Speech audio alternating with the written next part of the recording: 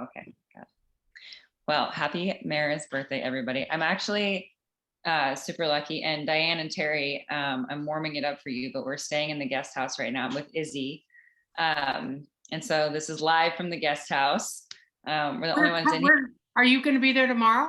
No, so we actually leave tomorrow. So you guys are gonna have it all to yourself, but I've got some flowers that I'm leaving for you guys in the guest house waiting for you. But anyway, we're warming it up. We're sleeping in Mara and Monty's beds for you guys. Oh, thank you so much. Give some love to Goer's room too, because that's where we'll be. Oh, okay. The beds will still be warm. But I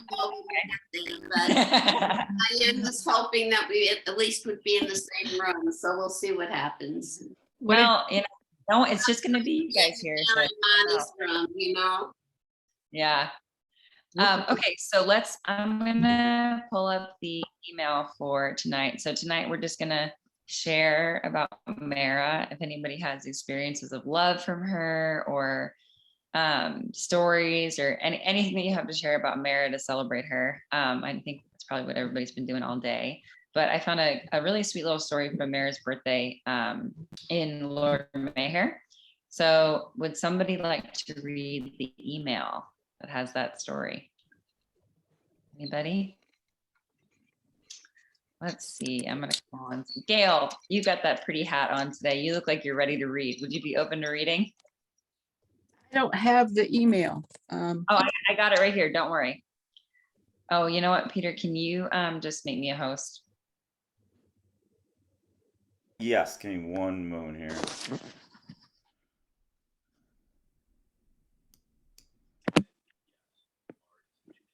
There we go. Okay. Let me share this. Okay. Right, Gail? Ooh, I'm on an iPhone. Oh, it's okay. We can get. Hold on. Oh, it won't. Oh, okay. I'll get started, and then someone can keep going. Late night chat, Thursday, December 22nd, 2022. Jai Baba to everyone. As many of us know, Mara's birthday falls on the day of the late night chat this week. How wonderful that we can all gather together and share stories of her love together. Here is a sweet excerpt from Lord Mayhair describing one of her birthdays spent with beloved Baba. I hope in reading this we can begin tonight with the fragrance of that experience. Mara's birthday was observed wonderfully in Mehrabad on Tuesday, 25 December 1945. In addition to the lovers from Bombay and Pune, many from Ahmednagar participated in the event. A Qawwali program was held, and every person took advantage on the occasion to take Baba's darshan. As age described, the garden of Mehrabad blossomed with the heartfelt songs of his birds. In the excitement and joy of celebrating the birthday of the Queen, sweet melodies in honor and praise of the garden's Lord filled the air. Age after age, when the Master of creation descends on earth to freshen and revive its sagging spirits, only one such woman has had the blessedness of becoming the garden's queen. The chance is given to the only woman who has done penance birth after birth, and the tears from the lamp of her penance enhance and water the garden's beauty. The good fortune of becoming the queen of this age went to Mara. Words are insufficient to describe her destiny.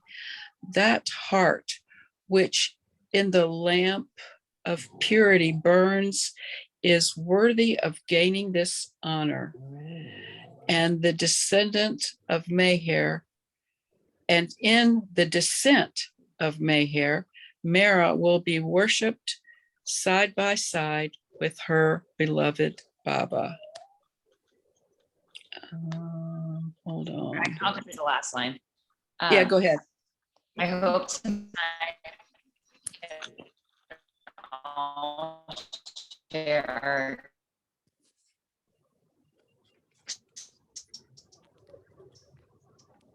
Margie, you're breaking up.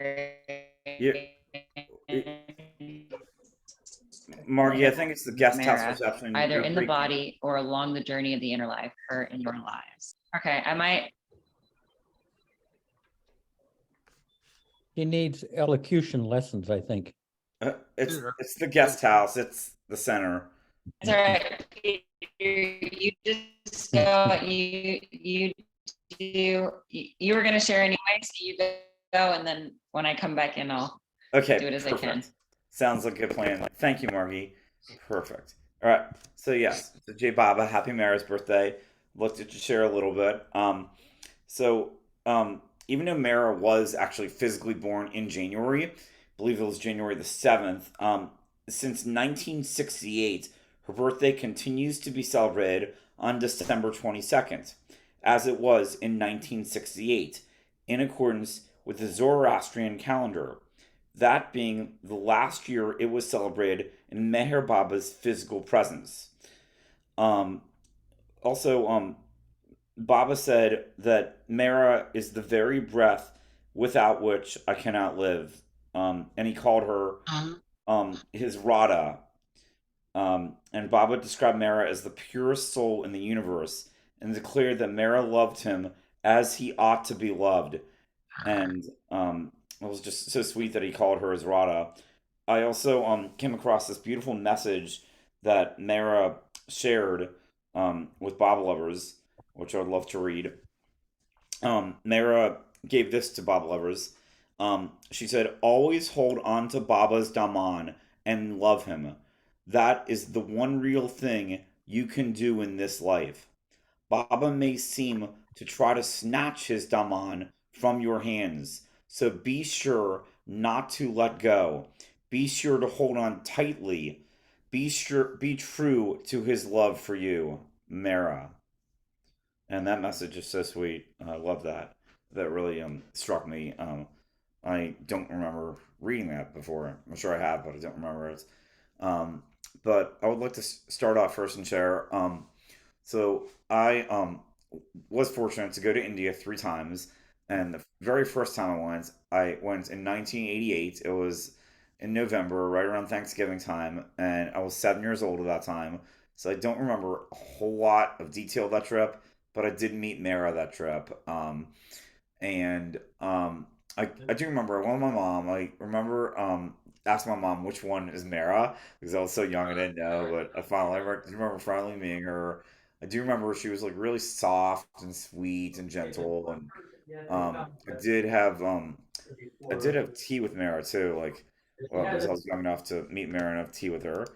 And I was always into music, like as a young kid, and I had like a toy guitar in India.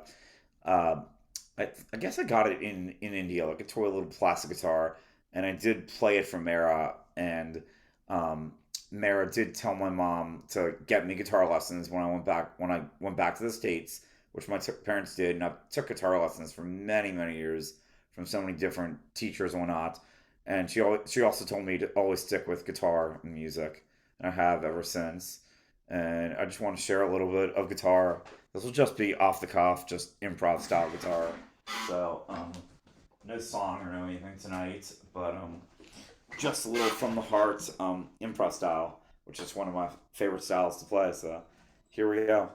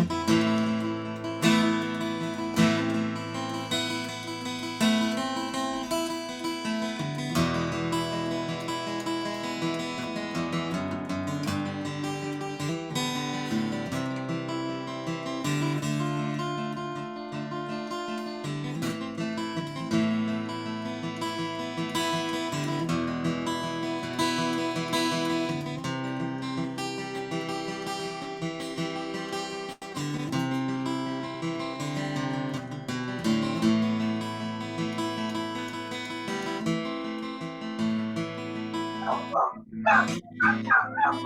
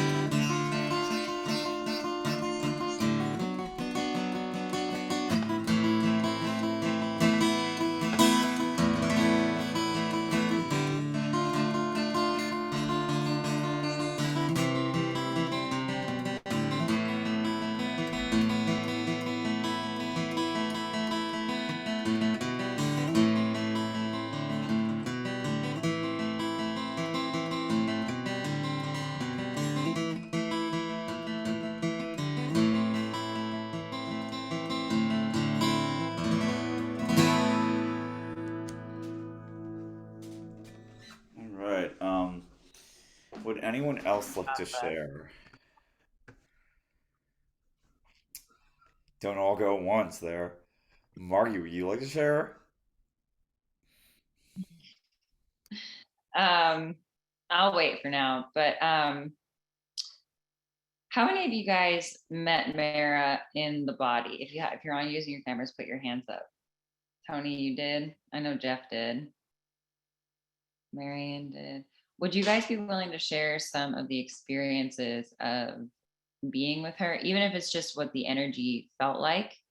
Maybe not even the actual experience, because it might be intimate, but just being in her presence, what that was like. Would you guys be open to that?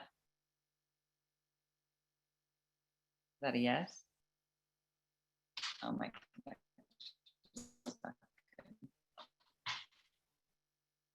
Oh no. All right, Tony, let's hear it. Yes. Hello? Yes, please, Tony. You're Oh, yeah, on. Okay. Um, since I don't want to leave the whole room hanging, and I did meet Mara's like 10 trips, I don't know. Oh, many times I was there. And I've shared all of the things that I might think to share now. I've shared before on Baba Zoom, but so I don't want to be just telling like stories. I think Mara's presence was incomparable. Her the love that she carried and emanated was breathtaking. And she did have that. I don't like calling her the queen, but she did have that kind of only because we compare that with worldly queens, but she did have this simplicity and yet a regal quality, and yet so intimate and so thoughtful, so personally thoughtful. I have some experiences of that a few times, and her humor. One of the songs I sang uh, was Francis Brabazon's ghazal. I would never have troubled about love if love had not troubled me. I would never be on this raft if I had not been checked into the sea. And it's a kind of a funny music that goes with it, and she really loved the song. But when it was over, she said, "But you didn't write the words, did you?" It was like she knew that the level of experience, the depth of experience in that was something I could relate to, but it could never have come out of my pen. She, yeah, I've shared the story. The story seemed like nothing though. Where I was singing on Baba's porch, and when I had finished, there was Arsenio Rodriguez was standing in front of the porch at the other end, And I wanted to get down from the stool because as a performer, you want to have the presence and be at the center of attention. But when it's someone else's shot, you want to get down. And so the focus can be on them. And it was so crowded that all I did on the porch is I just crouched down on the floor. And Mara called to someone, I think it was Casey, and she said, and she picked this up out of so many people and so much going on there. She said, "Would you get a stool for Tony?" And Casey or whoever it was goes to get a stool, and it's a stool that's about this medium to the one I was on. And she said, "No, not that one, the one that was really low." So she sensed everything I was feeling and in a second just responded to it. And you can only think that how much she responded to Baba uh, in that just one little taste of that, anything that was Baba's need or wish or whim. Um, yeah, if I start telling stories, they'll go on forever. But there's Mara was Mara, and is Mara, and is Mara. I am so happy to be able to consciously be connected with Mara in my remembrance of Baba and Mara now.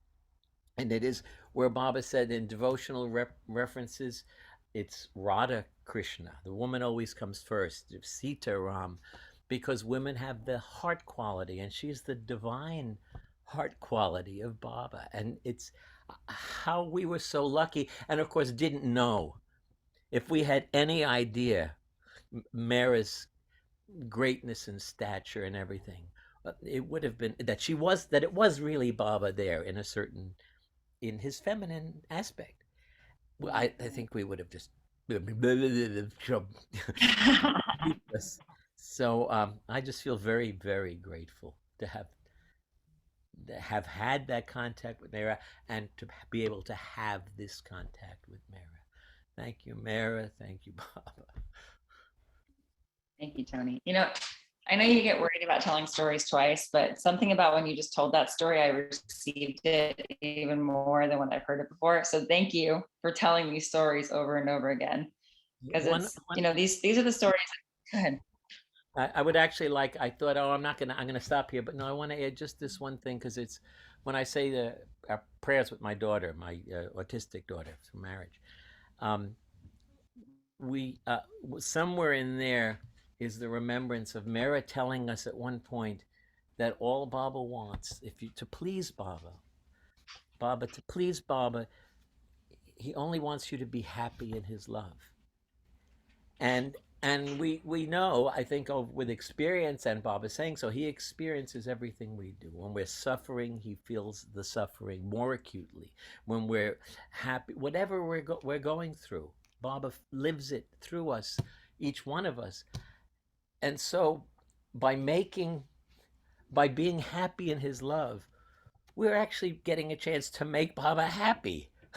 It sounds silly, but instead of making Baba suffer, we have a chance to and this is what she said would please him the most. So I want to pass that on. It's been meaningful for me. Wow. Okay, we've got Jill next. Oh, is that outside Baba's?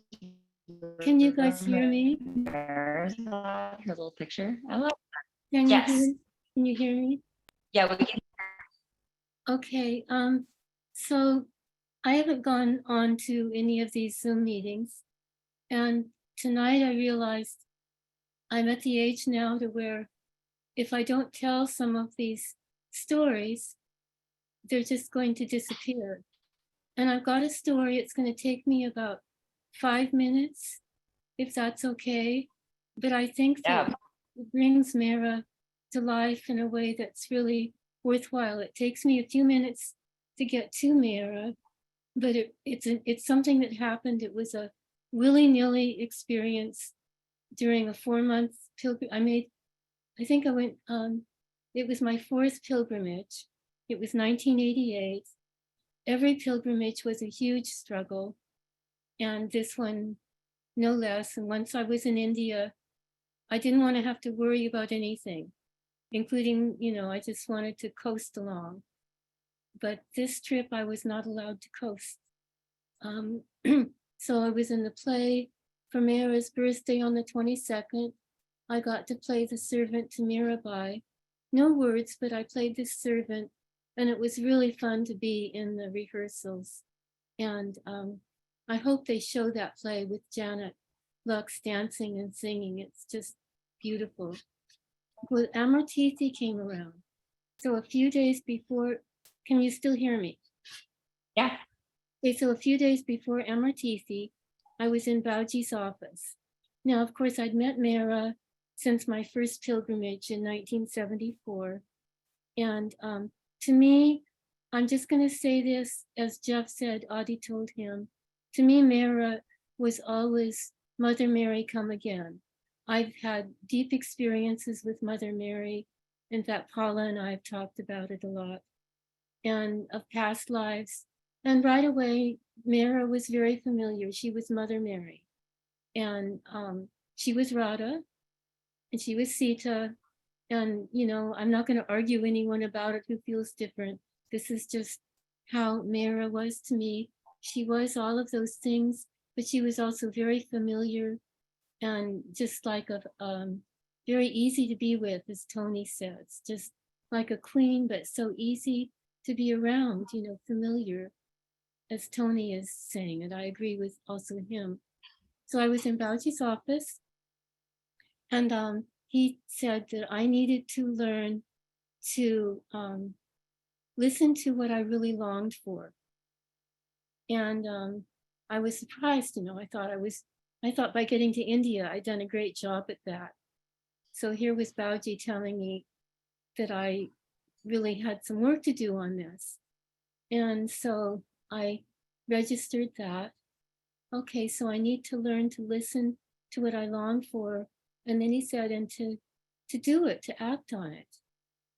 And then another time, and I don't recall if Devana was there or not, but he said, follow Devana around, catch the waves.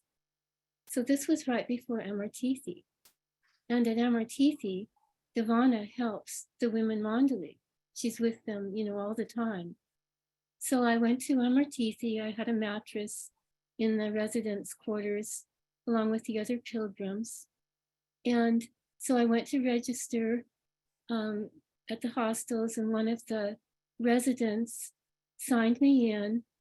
And then I went to go up the hill, and she said, Jill, why aren't you signing in to do your responsibility to help us out down here? We need some help. And I felt really guilty, and I was going to sign in. And then I remembered Bauji saying, follow your yearnings. Well, my yearning was just to get up the hill, to be with the women. And so I said, I'll be back. I said, I can't do it right now. I have to go up the hill. So I didn't commit. And I got my bicycle and went up the hill and was with the women. And I started following Devana around. And after about half an hour of having a shadow, Devana started looking, you know, at me like, what are you doing? And she was very busy and concentrated, but finally I just said, Devana, Bauji told me to follow you around. So here I am. And so she said, oh, okay. And she took me over to the East room, and there was a chair by the door. And she said, okay, you just sit in this chair, and I have to go on an errand, keep track of what's going on, and let me know. So I sat in the chair, and, you know, that's the room where Mani and Mara and the women were staying. And so I just tried to focus on, you know, Mani came out and went somewhere, Casey went somewhere, Shelley went somewhere, Cheryl, you know, where they were. And so that when Devana came back, you know, I could say, well, everybody's still in the East room except Manu and Cheryl, and they went on errands. So Devana knew. And so then she said, okay, good. You just stay here on this chair and be like a watch person. And I said, great. And so, but then I started worrying. Oh my gosh, maybe I need to go sign in at the hostels. This is too good to be true. So, and then Meru came out, and she saw me there. And she didn't say anything. But a few minutes later, she asked me to go to the tea stalls and get 8 lassi. I think it was 8. And somebody else said, but Meru, there's only 7 of us. And she said, yes, 7 plus Jill. So that gave me a good inkling that I was okay. And then Dr. Goer came out and she looked at me and she said, oh, you were the servant in the play. Now you can be our servant for a few days. And so Oh. again, I was really happy. But then a resident from the hostels, the one who wanted me to sign in, happened to show up. And she looked at me and she said, Jill, what are you doing here? You need to go right back down and sign in and do your hostel duty. And so then my mind just started just going crazy. And it was like, and the reason I'm telling you all of this is because I hadn't yet had a real experience with Mara. But you see, all the little things I was going through to listen to my yearnings, and I almost went back down to do the hostel duty. I was that unsure of my own deep yearning. And I was there fulfilling it. And just as I was really just going crazy, need I go back down, Mani suddenly came out talking to one of the women residents. And as though she was just talking to the person with her, but I could hear every word. I'm paraphrasing. She said, but I'm so lazy that I never do anything unless I have to do it for Baba. But then it's as though I've got wings on my feet. Wow. And so, I sat there and I thought, the thought of going down to work in the hostels makes my feet turn to lead. The thought of staying here and sitting on this chair puts wings on my feet. So the decision was made, but I'll tell you, without Baba and the women helping me, following that yearning, I could so easily have been sidetracked off it. And so I want to tell you the wonderful experience. There were many wonderful experiences, and I can't try to tell them all. These were 3 of the happiest days of my life, but they were also very stressful because I had to be on attention and on duty, not just physically, but it required a lot of mental concentration. And how Devana and Casey do it all the time, I don't know. It was something else. But what happened is, so every morning and afternoon, they'd go into the kitchen. Well, they'd go there for their lunch and their dinner and their tea. And I would go and sit outside the kitchen because they didn't invite me. And there was this longing going on. I wanted so bad to be with them. So I would just sit outside the kitchen, but I would be very careful to not ask Baba, because I'd never asked. I'd heard one of the women Mandali compliment Craig Ruff and say, he never asks us for anything, so we give him a lot of things. And I thought, so I didn't want to ask them. And this had all come to me without my asking. So I would sort of sit there and look woebegone and left out, but I didn't ask them to go in. And so on the first day, that's what I would do. And on the second day, I just sat there, and Meru came to the door and she said, oh, Jill, come in and be with us. And that was in the morning. And so I went in and they gave me a cup of tea, and I didn't join everybody. I just stayed, kind of over where the kitchen is. But this is the part that was so amazing. The day before, I'd seen Mara come to the door with Shelley and Cheryl because somebody wanted to say hi. And Mara looked like she was a teenager. She looked so completely different. It was like all the years had fallen away, and she was young and beautiful, and it was as though Baba was alive again. And I could tell that with Cheryl and Shelley, she could just talk like a friend. And so I didn't want to disrupt them. So I just sat across the room from them, because Mara again was looking like a teenager, and they were just all comfortable together. And there was so, like Tony was starting to describe, what it's like being around her, it's so hard to put it into words. So Tony, you're doing a good job at that. It just, it's really impossible. You know, you just come away feeling overwhelmed by there. It's something. It's so otherworldly, and yet, as Tony said, it's very down to earth. It's not, you know, it's anyway. I get lost at this point. She just looked young and beautiful and happy, and you know, it was just something I'll never forget. And I'm also trying to keep listening to my longings and getting off track and on track. But Mara is just impossible to really describe. So I'm hoping this gives a little taste of what one can go through to be with her, and then what you experience when it is with her. But also want to add to all the members of the younger generation, I expect you were all with her and Baba in your past lives. So, you know, if you could only remember your past lives, we'd have millions of stories here. Thank you, Jill. Thank you, Jill. That's such an incredible story. And I'm glad that Baba put it in your head that you need to share those, because now it's recorded. So everyone can hear it. But no, it's true. When you're doing something for Baba, it feels effortless, even though it can be really difficult. You know, it can feel like he's grinding you down. It's like that. I like that phrase, wings on your feet. Yeah. So thank you. All right, Jeff, it looks like you have a story or even more stories to share. So go for it. Can you hear me? Yes. Okay. Oh, there's that. My watch is going off. It's 10:35, whatever.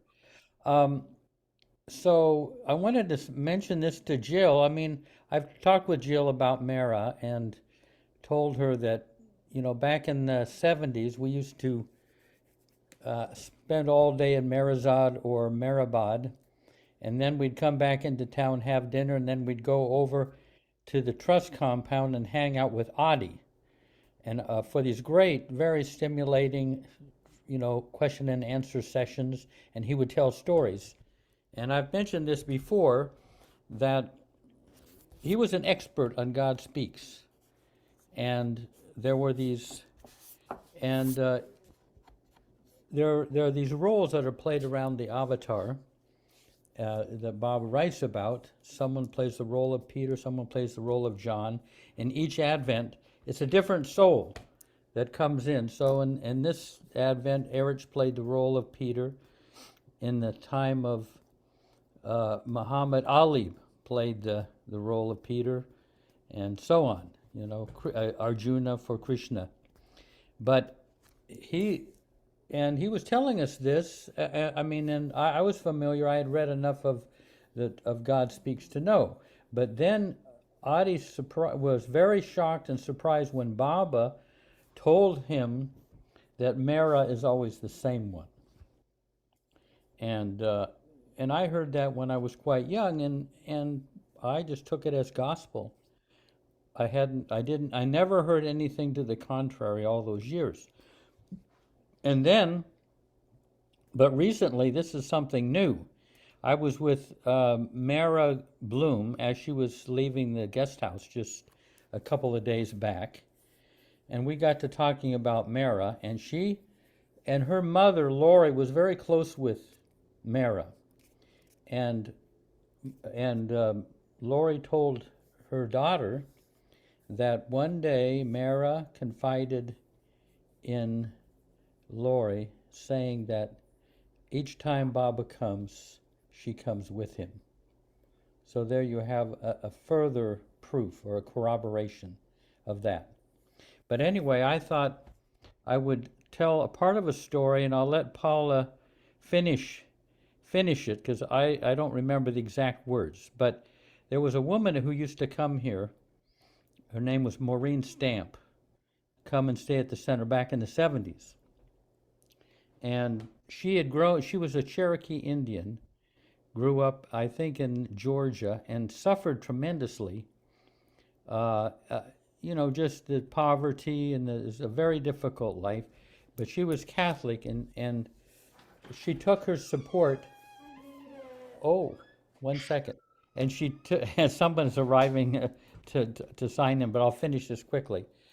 So, um, but her great support in life was Mary, the mother of Jesus. And all through her difficult times, later she got married and had 4 kids, and then she was a single mother and she struggled, but the one that she took shelter in was Mary and everything. And so then she became a Baba person and got drawn to Baba and went to India. Then this was in the 70s. And one day, Mara was taking her for a walk by the main house there, with through the garden of herbs and spices and flowers. And Mara had an umbrella, and it was in the sunlight, and she was there with Maureen. And this is what she said. Okay, Paula. She turned to her and looked at her and said, "When you prayed to Mary, it was I who heard you." Yeah. And she said, I seem to recall, she said, I've always been helping you.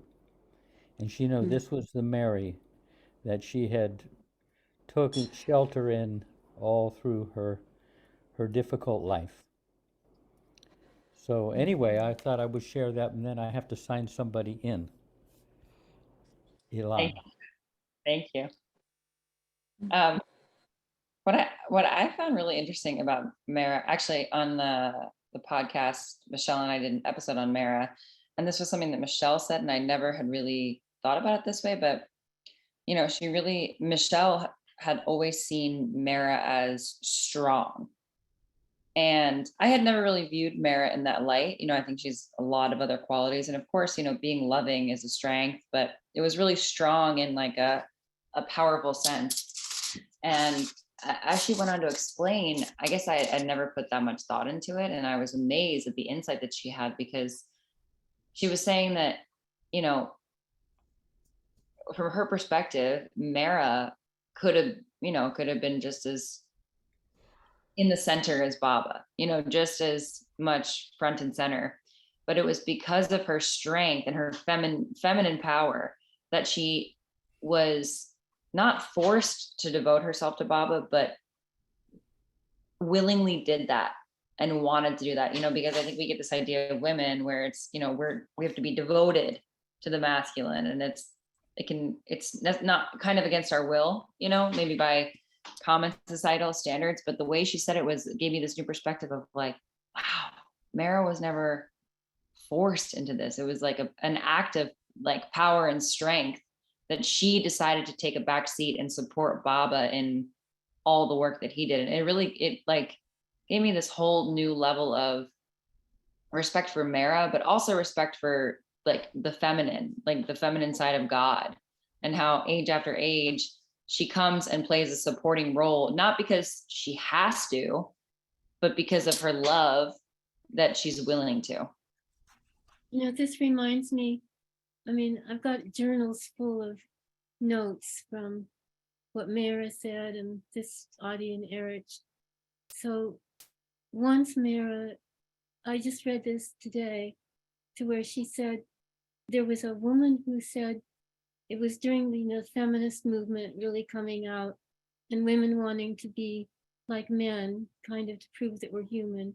And this one woman who was really into, wanting to be more like a man. And Mara said, no, she said that she was always so glad that she was born as a woman, because then she got to be around Baba all the time and do all these personal things to take care of him. And that was such good fortune. Wow. Yeah. It's a whole different way of looking at what it is being female, to be grateful. And of course, to me, Mara was tougher than a 5-star general. I mean, she was so, the power in the things that she said, and some things that I heard her say would not go over very well with a lot of women nowadays, so I won't repeat them. But, she was tough. And if she asked me to do something, it was, there's one time I couldn't do it. And there's a few times I did, but there's once when I just couldn't do it. And it just was devastating. And so she was not everybody thinks that being female like Mara is, very kind of weak. But no, my God, this woman, she was so strong.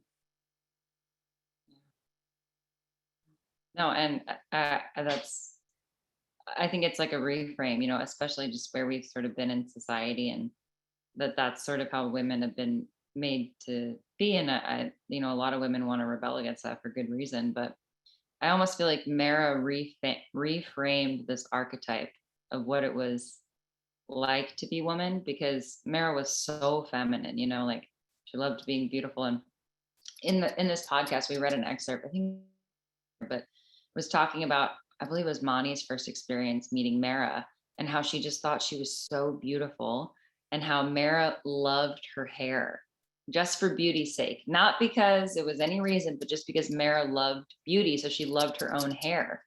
And I was like, as a woman, living in today, I've been like, oh, you're not supposed to like being beautiful because it's this or that or whatever. And it was like Mara gave everyone, male and female, because men have the feminine in just as much as we do, that you can love being beautiful for beauty's sake.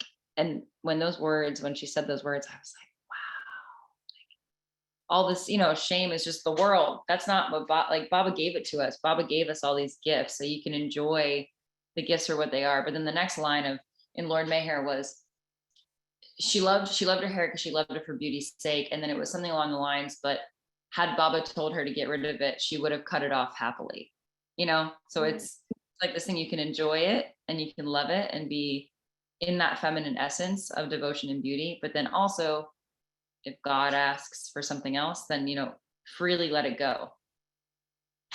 But that's like when before she was with Baba, she wouldn't go to a certain party because the dress she wanted to wear was being cleaned and she couldn't wear it. And yet when she joined Baba, she'd cover her head with this scarf and wear these old clothes, and that was fine. Yeah. Wow, I love that. Yeah. And even, I feel like with Baba, we see so much that Baba really was the perfect human. And not just in the way that, he needed to shower and, needed to stay warm and eat food, but he actually had moods and he had annoyances and all of this. And it's even like Mara, she was so perfectly human, and, she liked to look pretty at parties. And I really love that. I can say for my relationship with Mara and God in general, it's been super eye-opening in that way. So I wasn't going to share this because I think most of you guys have heard this story, but it's a very powerful Mara experience that I had in India, and I'm feeling to share it, especially because nobody has their hand up. But so my relationship with Mara has always been, I guess, not always, not until the last 2 months, I guess, but I never had a good relationship with Mara. I actually had a real distaste for Mara. It was like, I just didn't understand it. When people would talk about Mara, I'd be like, well, I got Baba. Why do I need Mara? If Mara is just an aspect of Baba, I got the real thing. What's the point?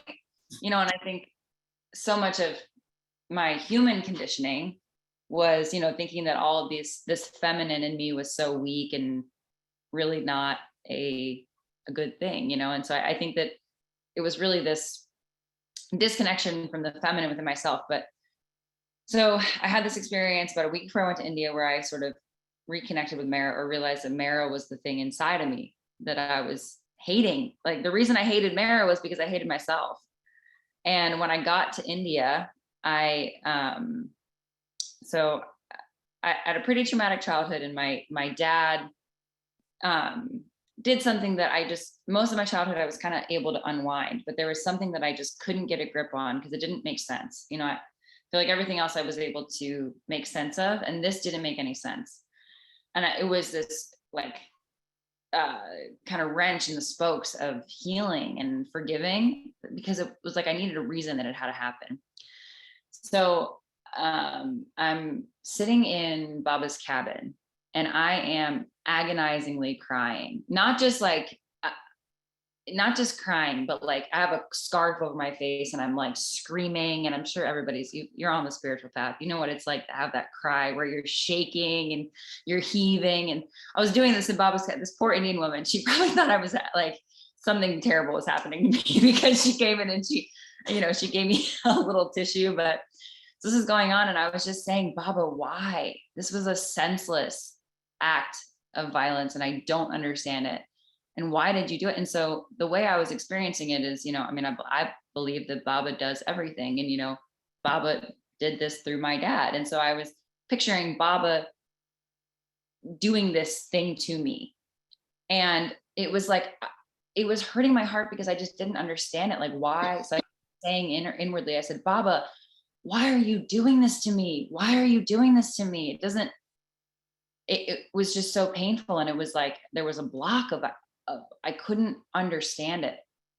And then all of a sudden in my inner sight, I'm like re-experiencing this. And I look into Baba's eyes and tears are pouring out of Baba's eyes. And in this moment, I was so confused because I didn't understand. I was like, well, this is hurting Baba.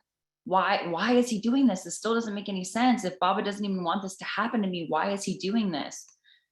And then kind of out of desperation, I called out to Mara, which I'd never, ever done before. And I said, Mara, why is Baba doing this? And she said with this feminine grace and just like the most perfectly articulated, and she said to me, because I asked him to. And the understanding that I got in that moment was whatever this was karmically, it was something that Baba himself didn't even want to do. And Mara, in her feminine power and love for me, was, because Baba said, if Mara asked him to do something, he would always do it. And I understood that, I've had a great relationship with Baba my whole life. Baba's been my best friend. Mara was put on the shelf, and Mara, in her love for me, was willing to deny herself of the connection to me just so I could learn this lesson in this lifetime. And it was this moment of realizing that Mara, I'm not gonna say Mara loves me more than Baba, but it was Mara loves me so much. And it's that motherly love. A mother will let a child kick and scream and, be painted as the bad guy just to convey love. But yeah, that was my my Mara experience.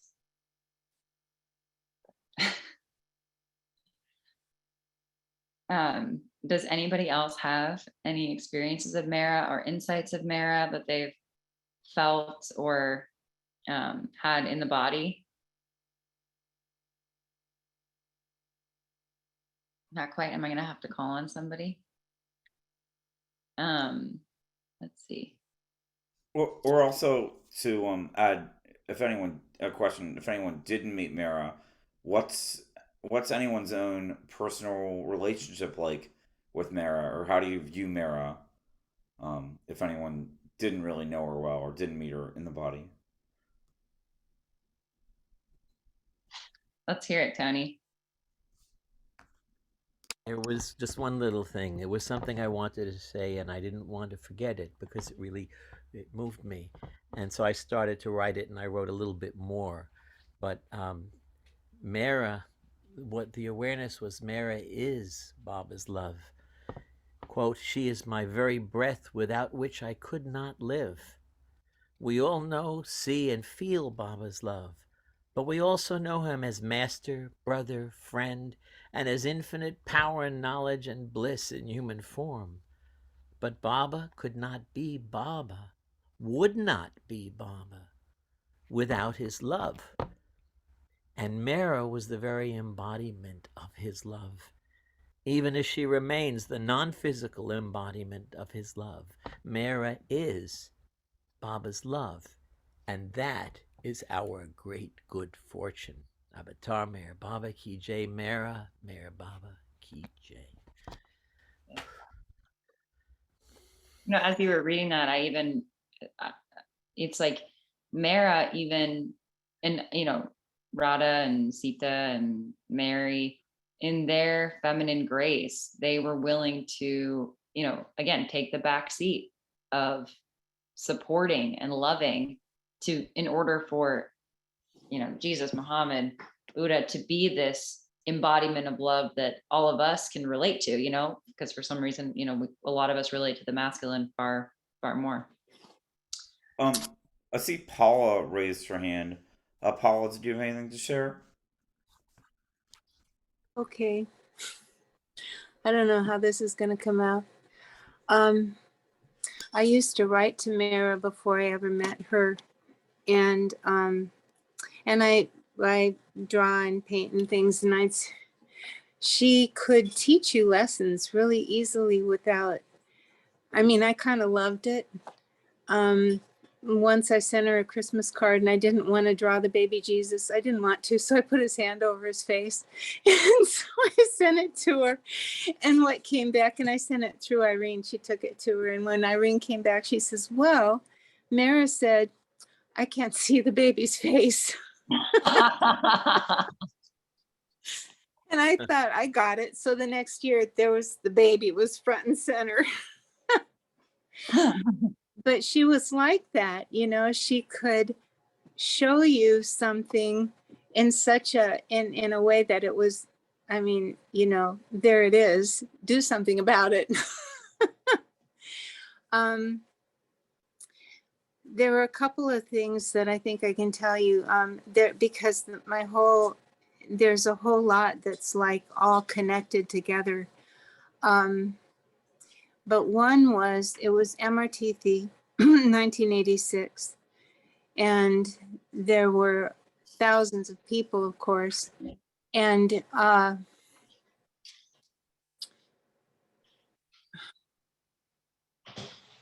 so we were there were thousands of people, and my son was with me, my oldest son was with me.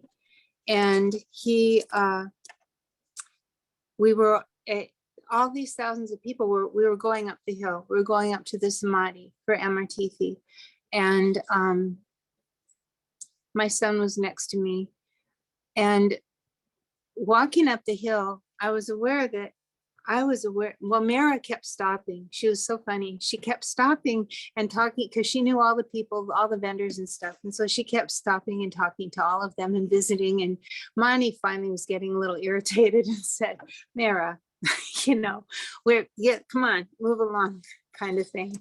So we're going up the hill, and there were women that would hold, we would hold hands, and we would form a space around her so that there couldn't be an accident. But my son was not, he was 11 years old, and this didn't apply to him. But what happened was, I was aware that she was ahead of me, and there was someone between her and me. And I thought, who is this person that's between me and Mara?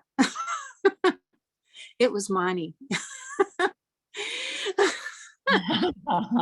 But when I realized that, what I did consciously was I was right behind her. I was right behind both of them.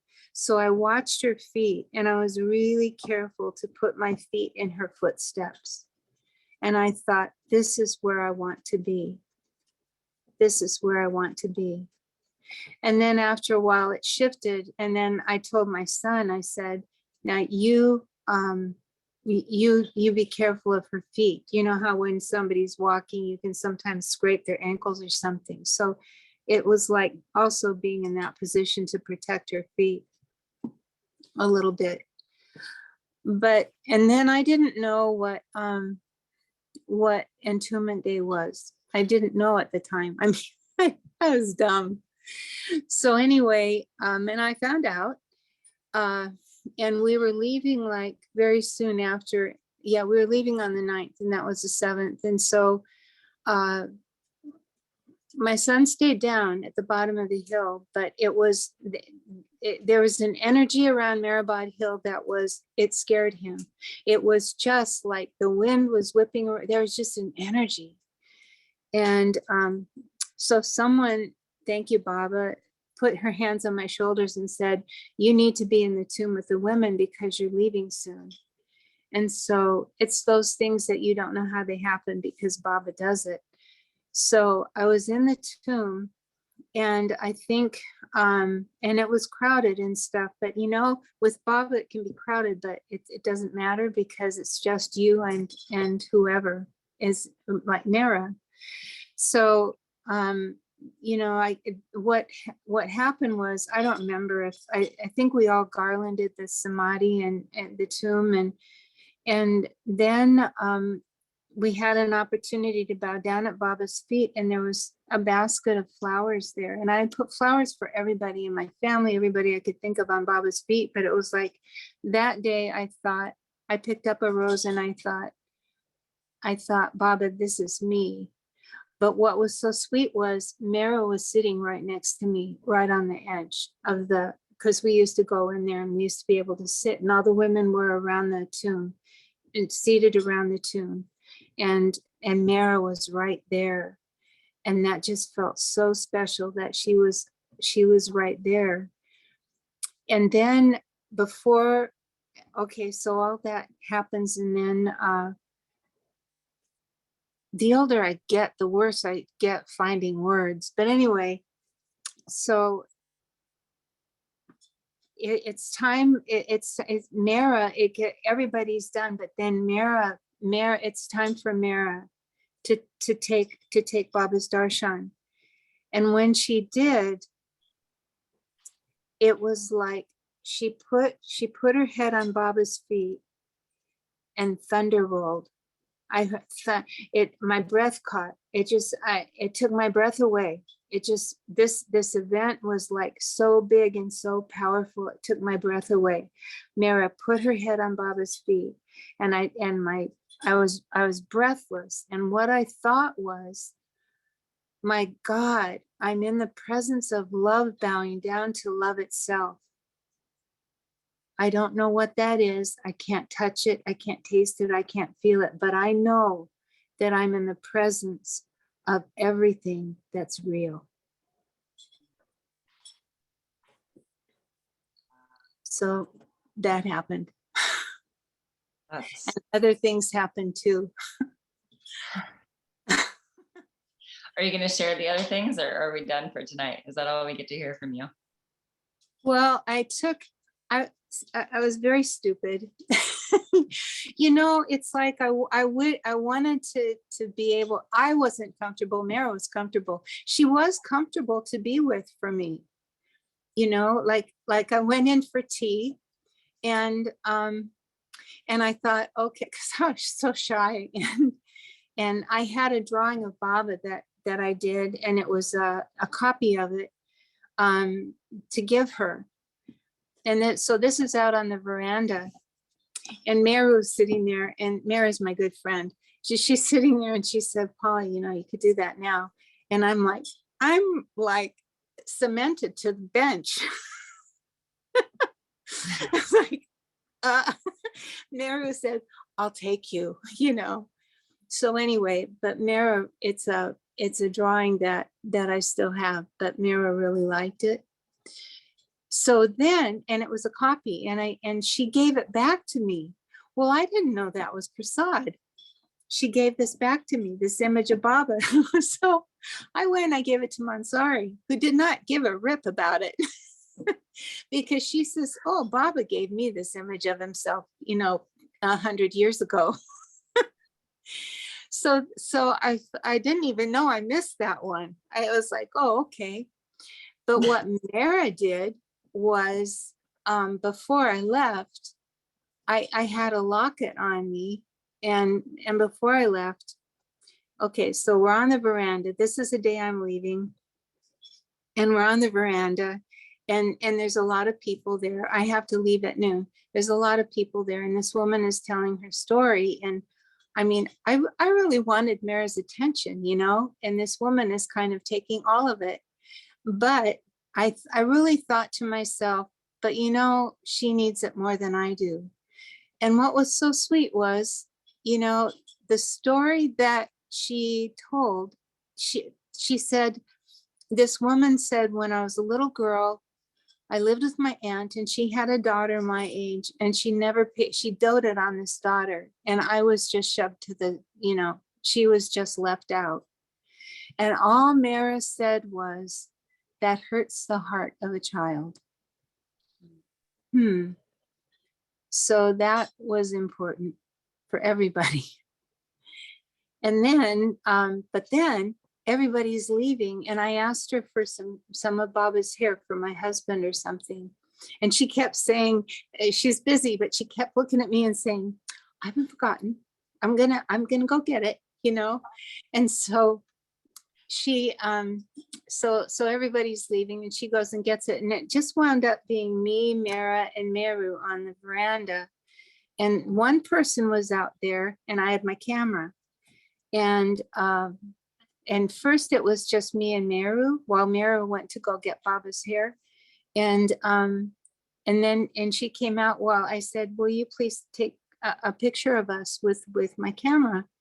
And Mara came out and she starts playing with my scarf. She goes, how beautiful, how beautiful. She was so wonderful.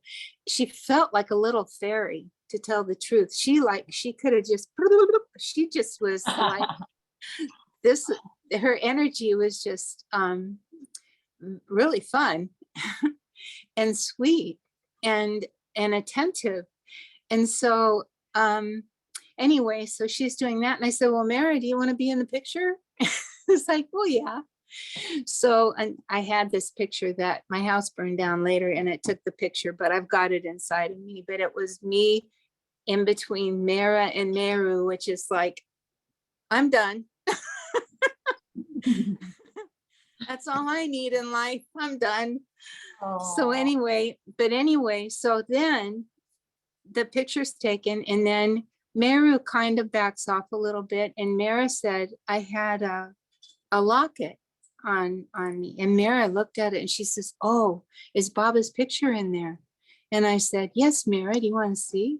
She says, yes, yes. So we open it up, and she looks at Baba's picture and she kisses it. And she gives it back to me. So, and then it's like, you know, so it was kind of good that I didn't get it about the other picture. But look at how she did that. You know, it's like with this idiot person.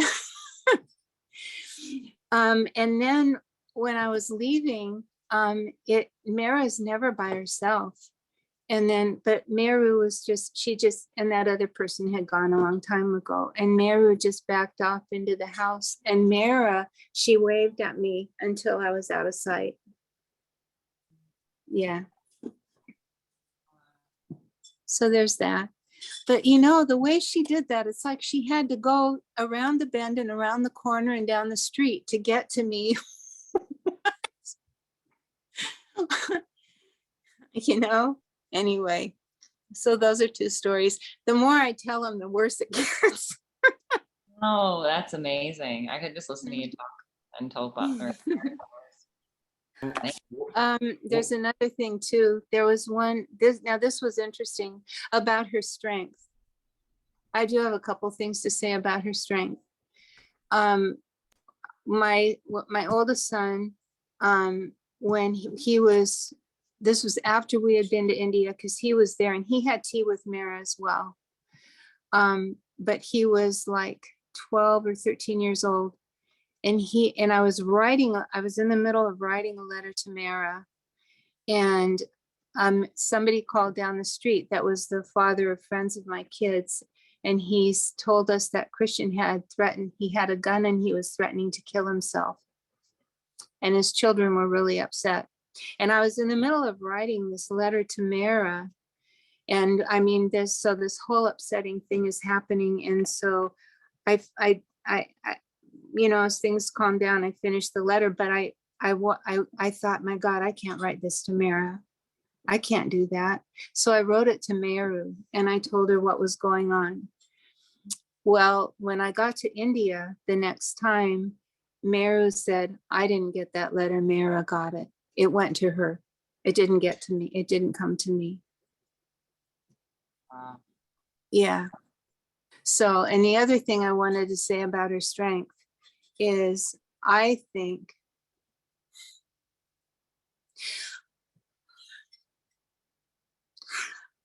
just think she took the grief of all of us in the whole world. I think she took all of it. I think we can't begin to comprehend her grief. I think she took it. It was like I thought I was looking at a picture of the Pietà, Michelangelo's Pietà, and it was like, oh my God, you've taken it as a mother, because my son died. As a mother, it's like, oh my God, you took it all, didn't you? What I feel, you feel infinitely. And I really feel that as she's God. And as God, she's infinite. And so the grief that she bore, I believe, is infinite. And it's, as a mother, it's like the infinite grief of a mother or a father or a mother or a brother or sister grief. It just, and that grief was unbearable. And he said, he told the women Mandali, if she wants to commit suicide, it's all right. But she didn't. She loved him so much, and this was what he did, so she took it. And then towards later on, it did get to where I think she saw him and talked to him all the time, but that was a long time. And I think that's just personally what I think. In my grief, I feel like my grief is really big, but I think that hers is just incomprehensible. And I really felt that she took it for all of us and showed us what to do with it, that it's okay to grieve. I mean, you have to, or they had to be really careful with her, or it would have killed her. So they were very careful with her. So we have to figure out how to process it, while being here. And she showed us that. And that is incredible bravery and strength that's indescribable. So well said. Thank you. Jai Baba. Jai Baba. Jai Baba. I think we're probably getting towards the end, unless anybody has anything. I do have a request of Tony, though. You play a song that you call it Mara's Song. Would you be willing to close us out with that? I'm not sure if this is the one you mean, but Baba was already nudging me. When Paula was talking about Mara expressing that grief for all of us, I wrote this song. It's probably the one you mean, but Mara's grief at Baba's passing, and it was beautiful. And Baba clearly in me was saying, don't ever play this for Mara, because it would be too much for her. I'm hoping I remember the words. I was just trying to go through them, not the words, the chords. But I'll do my best. If I pause, I'll just wait a second to find the next chord. You went away and left the flowers weeping. You left the flowers weeping. You hung the day like a new world's morning sky. You crept away while your lovers all were sleeping. And now the day brings tears to every eye, but we can never say goodbye. Come back, beloved, don't stay away so long. Come back, beloved, it's with you that we belong. Come back, beloved, our hearts are not that strong. Come back, beloved, it's with you that we belong. What use is day when nighttime comes so quickly? What place to stay when you have gone away? What use is love when it leaves the lover lonely?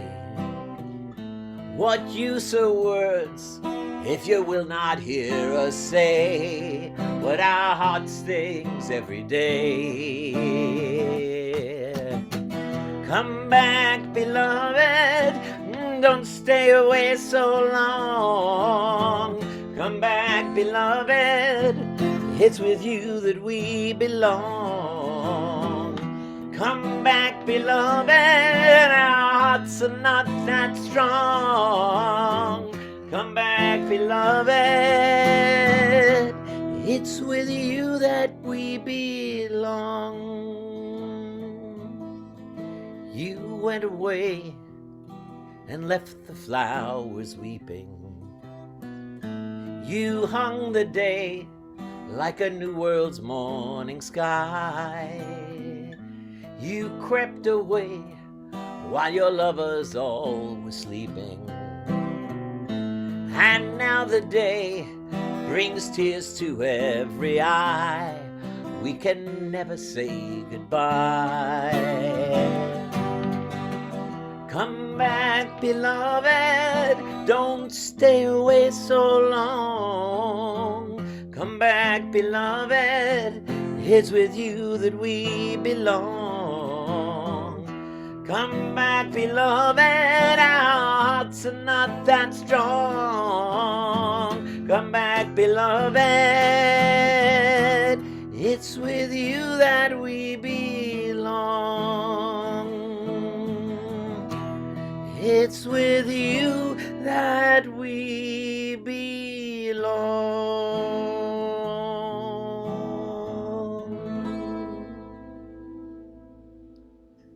Jai Baba. Well, I think that probably sums it up tonight. Thank you so much, Tony, and everybody who shared.